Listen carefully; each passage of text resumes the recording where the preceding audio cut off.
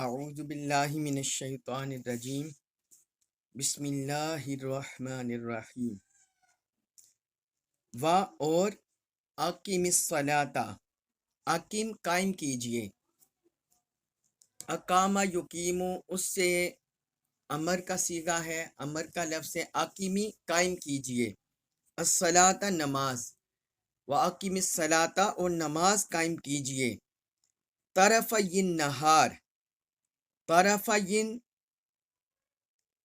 دو کناروں میں، النہار دن کے، یہ تثنیہ کا صیغہ ہے، طرفین دو کناروں میں، النہار دن کے یعنی دن کے دونوں کناروں میں، وزلفم اور حصوں میں، من اللیل رات کے، وزلفم من اللیل اور رات کے کچھ حصوں میں،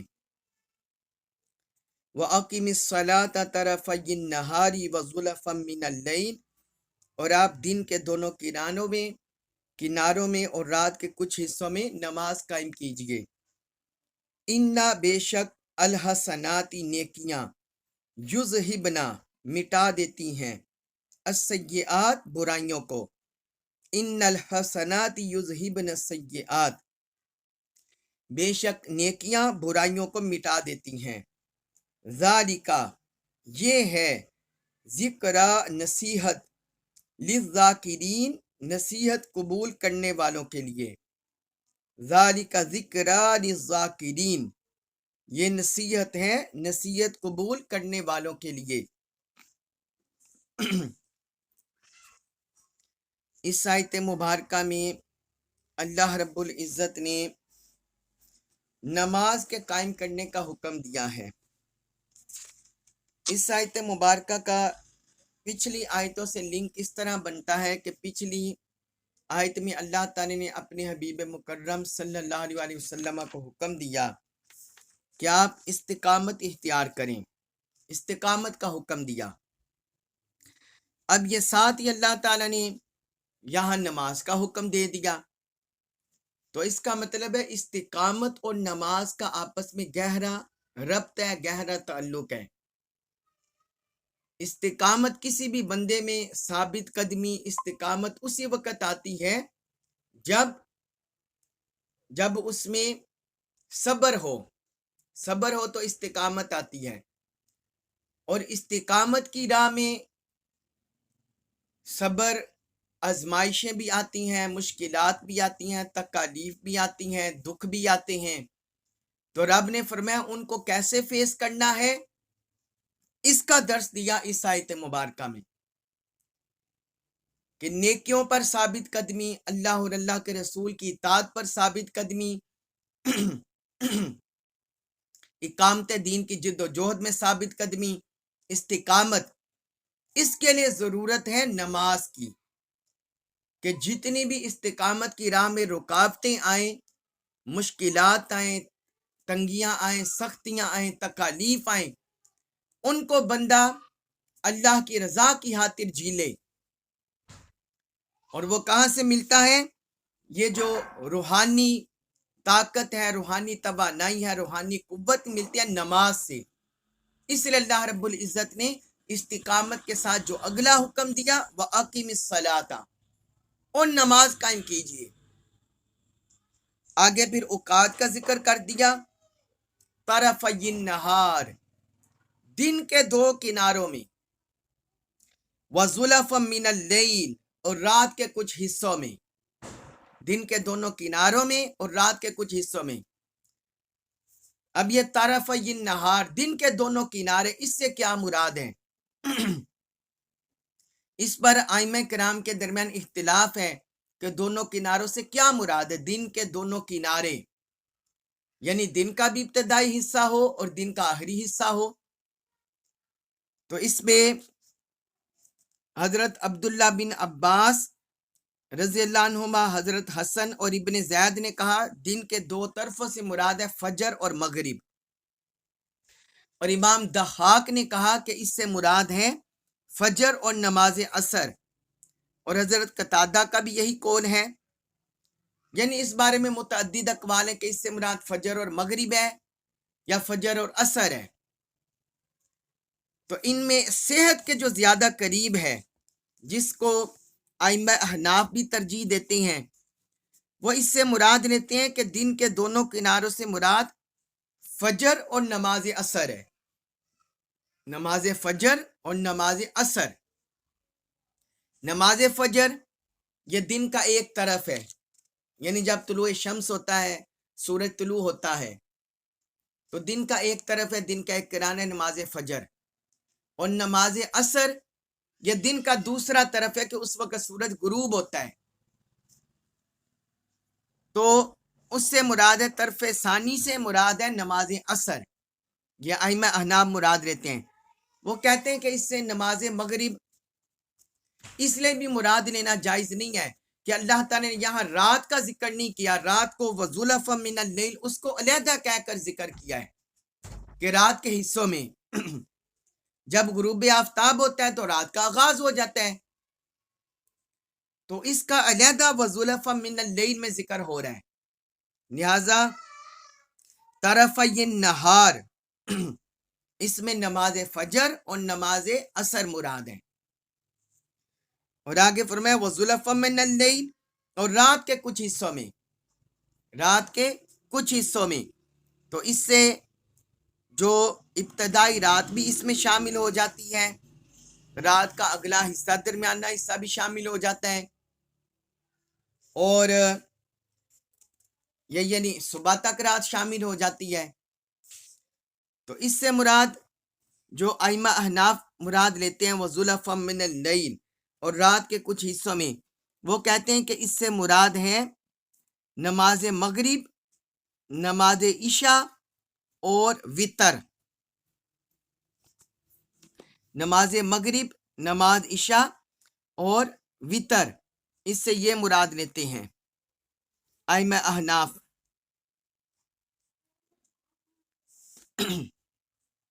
کیونکہ اس میں یہ تینوں نمازیں آ جاتی ہیں، مغرب بھی رات کے حصے میں شامل ہو جاتی ہے، نماز عشاء بھی آ جاتی ہے، اور وتر بھی رات کو پڑھے جاتے ہیں۔ اور اس پر پھر ائمہ احناف کہتے ہیں کہ یہ وتر کے وجوب ہونے کی دلیل ہے کہ اللہ رب العزت نے خاص طور پر اس کا رات کی نماز کا خصوصی طور پر ذکر کیا، تو یہ وتر، نماز وتر کے وجوب ہونے پر بھی دلیل ہے۔ اور اس میں بھی یہ ہے زلفن، یہ دراصل جمع کا صیغہ ہے، جمع کا صیغہ، حصے، یہ تثنیہ کا صیغہ نہیں ہے، دو کی طرف اشارہ نہیں کرتا بلکہ جمع کی طرف اشارہ کرتے ہیں، اور جمع یہ کم از کم 3 کے لیے بولا جاتا ہے۔ اگر ہم اس سے مراد صرف نماز مغرب لیں یا نماز عشاء لیں تو پھر تو 2 پر عمل ہوگا، تیسرا تو نکل جائے گا۔ اور اگر نماز تہجد لیں تو وہ تو ہم پر فرض واجب نہیں ہے، وہ تو نفلی نماز ہے، اور یہاں اللہ تعالیٰ حکم دے رہا ہے، یہاں نفل کی طرف اشارہ نہیں ہو رہا بلکہ حکم دیا جا رہا ہے اقیم الصلاۃ، نماز قائم کریں، اور حکم کم از کم وجوب کے لیے آتا ہے، لزوم کے لیے یہ آتا ہے علی الاطلاق۔ تو اس لیے یہاں مراد ہے نماز مغرب، نماز عشاء اور وتر، یہ احناف اس سے یہ مراد لیتے ہیں۔ پھر آگے اللہ رب العزت نے فرمایا اسی آیت نمبر 114 میں سورہ ہود میں، ان الحسنات یذہبن السیئات، بے شک نیکیاں برائیوں کو مٹا دیتی ہیں، نیکیاں برائیوں کو مٹا دیتی ہیں۔ اس سے مراد یہ ہے، کثیر ائمہ نے اس سے مراد لیا حضرت عبداللہ بن عباس رضی اللہ عنہما، محمد بن کعب قرظی، حضرت مجاہد، حضرت حسن، حضرت ضحاک، حضرت عبداللہ بن مسعود اور حضرت سلمان فارسی رضی اللہ عنہم۔ وہ کہتے ہیں اس سے مراد، نیکیوں سے مراد ہے 5 نمازیں، کہ جو بندہ 5 نمازیں پڑھتا ہے، نماز فجر، ظہر، عصر، مغرب، عشاء، ان کا دھیان رکھتا ہے اور 5 اوقات میں وقت میں نمازیں پڑھتا ہے، تو یہ نمازیں اس کے گناہوں کا کفارہ بن جاتی ہیں۔ اگر اس سے سیئات بھی ہوں، گناہ بھی ہوں، تو یہ نمازیں اس کے گناہ مٹا دیتی ہیں، اس کا میل کچیل مٹا دیتی ہیں، میل کچیل دور ڈال دیتی ہیں، گناہ دور ڈالتی ہیں۔ تو اللہ تعالیٰ نے فرمایا ان الحسنات یذہبن السیئات، جو نیکیاں ہیں یہ برائیوں کو مٹا دیتی ہیں۔ جس طرح ایک اور حدیث ہے صحیح البخاری میں، حضرت ابو ہریرہ رضی اللہ عنہ بیان کرتے ہیں کہ میں نے رسول اللہ صلی اللہ علیہ وسلم کو فرماتے ہوئے سنا، آپ نے فرمایا ذرا یہ تو بتاؤ کہ تم میں سے کسی شخص کے دروازے پر ایک نہر چل رہی ہو، نہر جاری ہو، جس میں وہ روزانہ دن میں 5 مرتبہ غسل کرے، تم اس کے بارے میں کیا کہتے ہو؟ کیا اس کے بدن پر کوئی میل باقی رہے گا؟ صحابہ نے عرض کیا یا رسول اللہ، اس کے بدن پر تو کوئی میل باقی نہیں رہے گا۔ تو آپ نے فرمایا 5 نمازوں کی مثال ایسے ہی ہے کہ جو بندہ اللہ تعالیٰ ان کی وجہ سے اس کے گناہوں کو، اس بندے کے گناہوں کو مٹا دے گا 5 نمازیں پڑھنے سے۔ یہ صحیح البخاری میں حدیث ہے، حدیث نمبر 528، صحیح مسلم میں حدیث ہے، حدیث نمبر 667۔ یعنی کسی نے فجر نماز پڑھی، پھر ظہر تک اس سے اگر کوئی گناہ ہوئے تو نماز ظہر وہ گناہ مٹا دے گی پچھلے، نماز عصر کے درمیان میں جو گناہ ہوئے نماز عصر مٹا دے گی، مغرب میں کے دوران جو گناہ ہوئے وہ مٹا دے گی، عشاء وہ مٹا دے گی، فجر جو بندہ پڑھے گا اٹھ کر وہ رات کے جو ہوئیں گے وہ مٹا دے گی۔ تو اس طرح یہ انسان کو پاک صاف رکھتی ہے، انسان کو پاک صاف رکھتی ہے نمازیں۔ اب یہاں یہ بھی آپ کو جان لینا چاہیے کہ گناہ 2 طرح کے ہوتے ہیں، گناہ صغیرہ اور گناہ کبیرہ۔ تو ان نمازوں سے کون سے گناہ ہمارے مٹائے جاتے ہیں، کون سے گناہ بخش دیے جاتے ہیں؟ تو وہ گناہ صغیرہ، چھوٹے گناہ، چھوٹی غلطیاں، چھوٹی خطائیں جو انسان چلتے پھرتے، کوئی زبان سے گناہ ہوگے، کوئی اس کی آنکھ سے ہوگے، کوئی اس کے کانوں سے ہوگے، کوئی قدموں سے ہوگے، کوئی پیٹ سے ہوگے، تو جو گناہ یا کوئی ہاتھ سے ہوگے، جو گناہ صغیرہ گناہ اس سے سرزد ہوتے ہیں، یہ گناہ، یہ نمازیں یہ گناہ مٹا دیتی ہیں۔ رہے کبیرہ گناہ، بڑے گناہ، تو اس میں پھر ائمہ نے لکھا ہے کہ وہ یا تو حضور صلی اللہ علیہ وسلم کی شفاعت سے بخشے جاتے ہیں، یا صرف اللہ تعالیٰ کا فضل فرما دے تو وہ معاف کر دے، اس کے ہاتھ میں ہوتے ہیں، یا وہ معاف فرما دے اور اس کے ہاتھ میں ہوتے ہیں، اور یہ والا ہوتے ہیں یا اللہ تعالیٰ کی رحمت ہو، اس کا فضل ہو تو اس سے کبیرہ گناہ مٹ جاتے ہیں۔ باقی جو عام نیکیاں ہیں یہ انسان کے صغیرہ گناہ مٹا دیتی ہیں، نفلی نمازیں ہو گئی، روزے ہو گئے، حج ہو گیا، تو ان سے یہ کبائر گناہ کا کفارہ نہیں ہوتے، بلکہ ان سے صغیرہ گناہ معاف ہو جاتے ہیں۔ اب پھر آگے اللہ رب العزت نے فرمایا ذالک ذکری للذاکرین، یہ نصیحت قبول کرنے والوں کے لیے نصیحت ہے۔ مطلب یہ اللہ کی جو نصیحت ہے قرآن کی شکل میں، اسے ہر کوئی قبول کرنے کی ہر کسی میں استطاعت نہیں ہوتی، کیپیسٹی نہیں ہوتی۔ یہ جو قبول کرنے والے ہیں اللہ کی نصیحت، یہ ان کو فائدہ دیتی ہے، وہ اسے اپنی زندگی پر لاگو کرتے ہیں، اس کو نظر انداز نہیں کرتے، تو یہ پھر نصیحت ان کے لیے فائدہ مند بن جاتی ہے۔ اور جو اللہ سے اعراض کرنے والے ہوتے ہیں، منہ پھیرنے والے ہوتے ہیں، وہ محروم رہ جاتے ہیں۔ آگے فرمایا سورہ ہود آیت نمبر 115، وَاصْبِرْ، اور آپ صبر کریں، فَإِنَّ، بے شک اللہ لا نہیں یضیع ضائع کرتا اجر المحسنین نیکوکاروں کا۔ وَاصْبِرْ فَإِنَّ اللَّهَ لَا يُضِيعُ أَجْرَ الْمُحْسِنِينَ، اور آپ صبر کریں، بے شک اللہ نیکوکاروں کا اجر ضائع نہیں کرتا۔ اب یہاں دیکھیے کہ اللہ تعالی نے پہلے حضور صلی اللہ علیہ وسلم اور آپ کے توسط سے آپ کے ہر امتی قرآن پڑھنے والوں کو استقامت کا درس دیا، استقامت کا حکم دیا، اس کے بعد نماز قائم کرنے کا، اب تیسرا حکم آ رہا ہے صبر کا.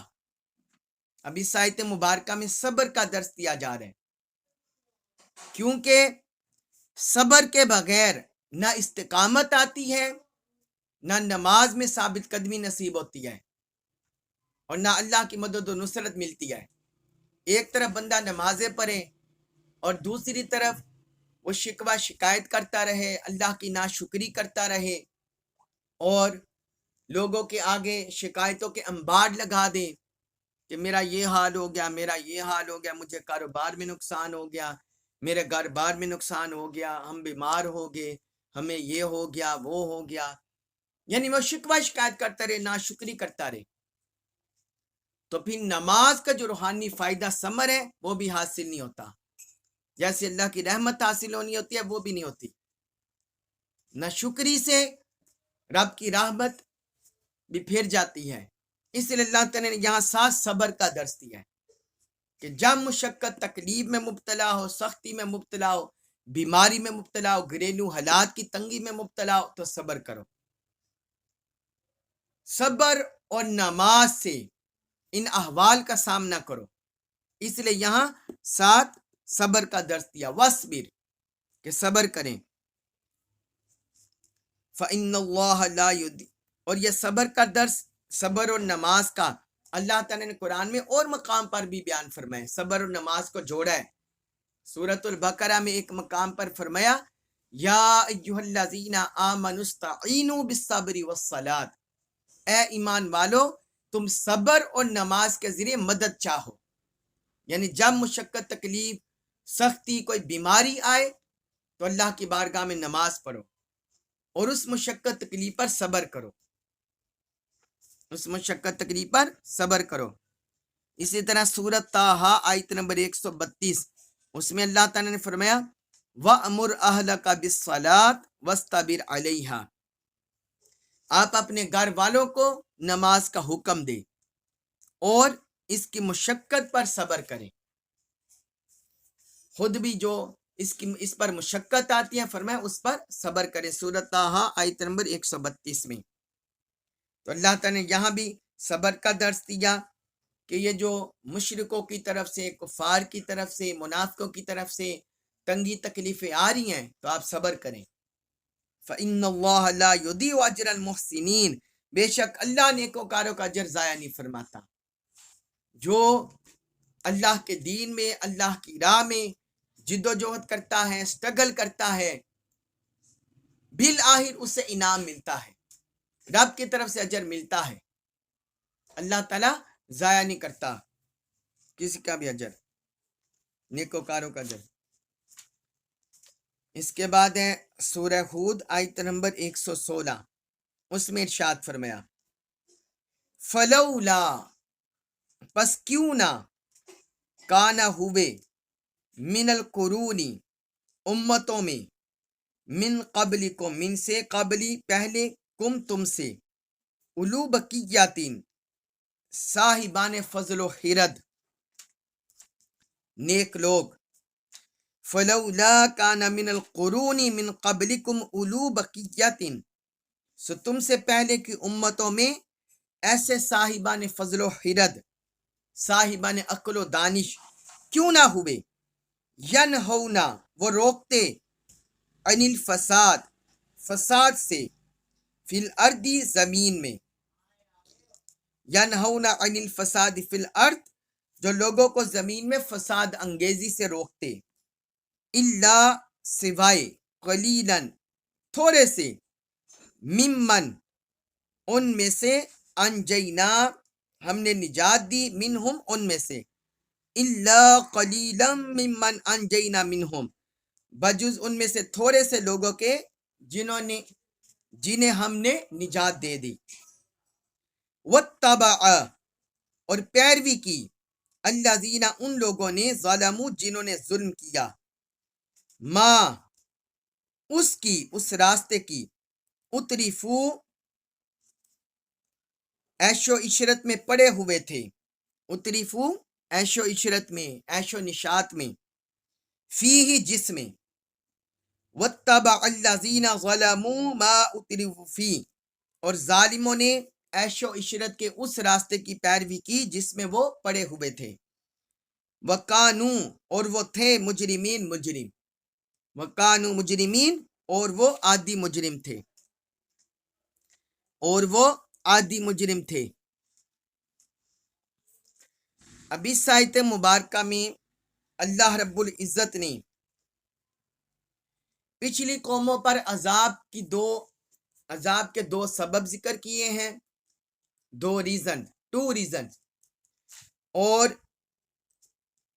لوگوں کو جھنجھوڑا ہے، لوگوں کو بیدار کیا ہے. فرمایا فلولا کان من القرون من قبلکم اولو بقیات، تم میں سے جو پہلے لوگ گزرے ہیں، پہلی امتیں گزری ہیں، ان میں صاحبان عقل و دانش کیوں نہیں ہوئے؟ اب ذہنوں میں سوال پیدا ہوتا ہے کہ ہر زمانے میں ظاہراً بات ہے دنیا میں بسنے والے انسان بیوقوف تو نہیں ہوتے، کوئی عقل سے آری کوئی عقل سے پیدل تو نہیں ہوتے. ہر بندے کو اللہ تعالیٰ نے عقل و دانش عطا کی ہے، عقل دی ہے، سوچنے سمجھنے کی صلاحیت دی ہے. پھر اللہ تعالیٰ نے کیوں فرمایا کہ پچھلی امتوں میں، پہلے کی امتوں میں صاحبان فضل، صاحبان عقل، اولو بقیات کا مطلب ہے صاحبان عقل و دانش والے لوگ تم میں سے پہلے امتوں میں کیوں نہیں ہوئے؟ فرعون اپنے آپ کو بڑا عقل و دانا سمجھتا تھا، وہ بھی تھا. نمرود اپنے آپ کو بڑا بادشاہ کہلاتا تھا، وہ بھی تھا. وہ لوگ عقل سے پیدل تو نہیں تھے، پاگل تو نہیں تھے، مجنون تو نہیں تھے. پھر یہاں اللہ کی کیا مراد ہے؟ تو یہ بات سمجھیے، یہاں صرف دنیاوی عقل و دانش مراد نہیں ہے. جو حلقی طور پر انسان کی طبیعت میں عقل و دانش ہوتی ہے وہ مراد نہیں ہے، بلکہ اس میں ہدایت ربانی مراد ہے.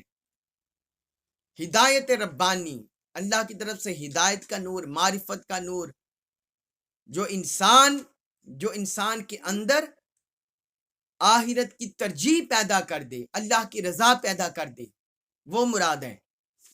آگے اللہ تعالیٰ نے فرمایا کون سے صاحبان عقل؟ ینہون عن الفساد فی الارض، جو لوگوں کو زمین میں فساد انگیزی سے روکتے. یہ ہے عقل و دانش کی پہلی جو خوبی ہے، فرمایا کہ وہ لوگوں کو زمین میں فساد انگیزی سے روکتے. فساد انگیزی سے مراد ہے برائیوں سے، قتل و غارت گری سے، اللہ کی نافرمانی سے، بے دینی سے. وہ لوگوں کو اس سے روکتے، وہ لوگوں کے ساتھ برائیوں میں ملوث نہ ہوتے. اگر کوئی شراب پی رہا تو وہ بھی نہ پیتے، اگر کوئی بدکاری کر رہا ہے وہ نہ کرتے، اگر کوئی سود کھا رہا ہے وہ نہ کھاتے، ناپ تول میں کمی کر رہا ہے وہ نہ کرتے، ملاوٹ کر رہا ہے وہ نہ کرتے، بلکہ لوگوں کو ان تمام برائیوں سے، اللہ کی نافرمانیوں سے روکتے. یہ ہے اللہ تعالی نے بیان فرمایا کہ یہ ہے صاحبان عقل و دانش کی نشانی. یہ پہلی نشانی ہے. تو فرمایا کیوں نہ ایسے لوگ ہوئے؟ تو آگے فرمایا الا قلیلا ممن انجینا منہم، سوائے ان لوگوں کے جنہیں ہم نے ان سے نجات دی. یعنی بہت تھوڑے لوگ ایسے ہوئے تھے. ان میں حضرت یونس علیہ السلام کی قوم کے جس وقت ان کی طرف عذاب آنے والا تھا، عذاب نازل ہونے والا تھا، انہیں پتہ چل گیا، خبر ہو گئی، تو وہ رب کی بارگاہ میں جھک گئے، گناہوں سے توبہ کر لی، لہذا اللہ کی بارگاہ سے محفوظ ہو گئے، گناہ سے بچ گئے، عذاب سے بچ گئے. باقی کتنی قومیں ہم نے پڑھی کہ وہ راہ راست کی طرف نہ آئیں اور تباہ و برباد ہو گئی. تو ایک یہ وجہ ہے عذاب میں مبتلا ہونے کا، اللہ کے عذاب میں گرفتار ہونے کا، نہی عن المنکر سے اعراض کرنا، لوگوں کو برائیوں سے، شر سے روکنے سے باز آ جانا، خاموش ہو جانا، خاموشی اختیار کر لینا. یہ عذاب کا سبب بنتا ہے، اللہ کے عذاب کا سبب بنتا ہے دنیا میں. آج بھی دیکھ لیں ہمارے معاشرے میں کتنے لوگ ہیں جو معاشرے میں بددیانتی پر، کرپشن پر، ملاوٹ پر، سود خوری پر، بددیانتی پر، لوگوں کا مال غصب کرنے پر، ہڑپ کرنے پر، بے دینی پر، الحاد پر، فتنہ اور فساد پر کتنے لوگ بولنے والے ہوتے ہیں، اور کس قدر اللہ کی حدود، اللہ کے رسول کی حدود کی پاسداری کرتے ہیں، حفاظت کا فریضہ سر انجام دیتے ہیں، بہت تھوڑے لوگ آپ کو نظر آئیں گے۔ اور پھر آگے فرمایا دوسرا سبب وَاتَّبَعَ الَّذِينَ ظَلَمُوا مَا أُتْرِفُوا فِيهِ، اور ظالموں نے عیش و عشرت کے راستے کی پیروی کی جس میں وہ پڑے ہوئے تھے۔ دوسرا سبب یہ ہے کہ جن لوگوں پر عذاب آیا انہوں نے دنیا کو آخرت پر ترجیح دے دی، دنیا کی لذات، فانی لذتیں، خواہشات، باطل تمنائیں، وہ اس میں گرفتار ہو گئے، انہوں نے دنیا کو سب کچھ سمجھ لیا، انہوں نے یہ خیال کر لیا کہ یہ جو عیش و عشرت ہماری ہے یہ ہمیشہ رہے گی۔ تو اللہ تعالیٰ نے فرمایا جس عیش و عشرت میں وہ پڑے ہوئے تھے وہ اسی کے پیچھے رہے، اللہ کی طرف نہ آئے۔ وَكَانُوا مُجْرِمِينَ، اور وہ مجرم تھے، اور وہ عادی مجرم تھے، اپنی بھلائی نہ چاہتے تھے اور آخرت کی طرف رجوع نہ کرنے والے تھے، تو اس وجہ سے وہ عذاب کا شکار ہو گئے۔ اللہ تبارک و تعالیٰ سے دعا ہے کہ جو اللہ رب العزت نے اپنے حبیب کریم صلی اللہ علیہ وسلم کے توسط سے ہمیں استقامت کا حکم دیا ہے، نماز کا اور صبر کا حکم دیا ہے، رب تعالی ہمیں ان پر عمل پیرا ہونے کی توفیق عطا فرمائے۔ جو گزشتہ قومیں جن برائیوں میں مبتلا ہوئی، شر میں مبتلا ہوئی، اللہ تعالی ہماری ان سے حفاظت فرمائے، ہمیں قرآن مجید کا کامل فہم نصیب فرمائے اور اس پر عمل پیرا ہونے کی توفیق عطا فرمائے۔ وما علیہ الا البلاغ المبین۔